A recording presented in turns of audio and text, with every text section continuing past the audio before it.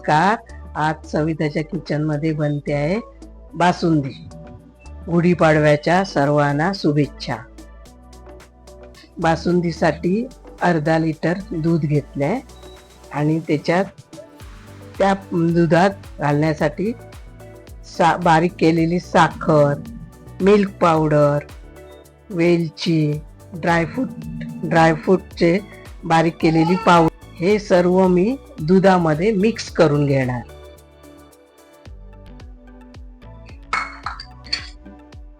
दूध अगोदरच आधी तापवून घेतलेलं आहे आणि आता हे सगळं मिक्स करून मी गॅसवर ठेवणार.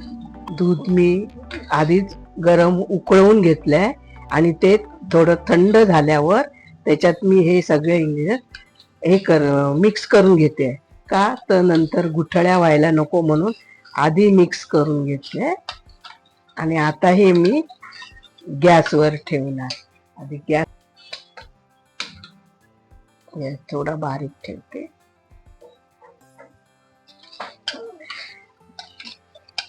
गॅसवर ठेवून हे सारखं ढवळत राहायचं.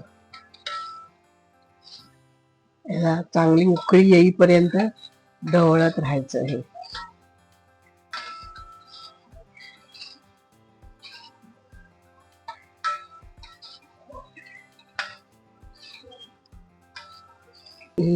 बासुंदी पटकन लवकर होण्यासाठी, झटपट होण्यासाठी मी सगळं आधी रेडी करून घेतलं. का तर लवकर व्हायला पाहिजे म्हणून.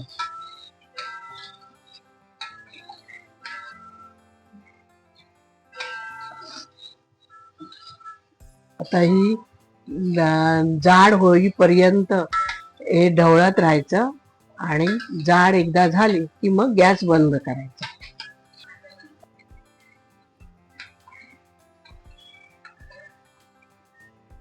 काजू 4 बदाम,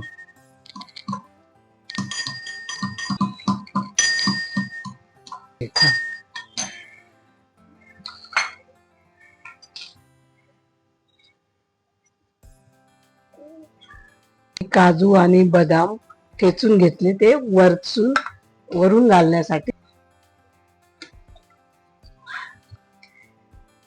आता हे मी ड्रायफ्रूट टाकते याच्यात ठेचलेले. 1 मिनिट उकळून एवढी जाड, नंतर थंड झाल्यावर अजून जाड होणार ही बासुंदी. आता काही बासुंदी तयार झाली आहे, पण थंड झाल्यावर ती जाड होणार जास्त. थंड होण्यासाठी ठेवते.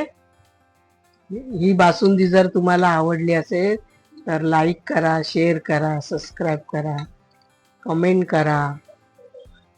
थँक्यू.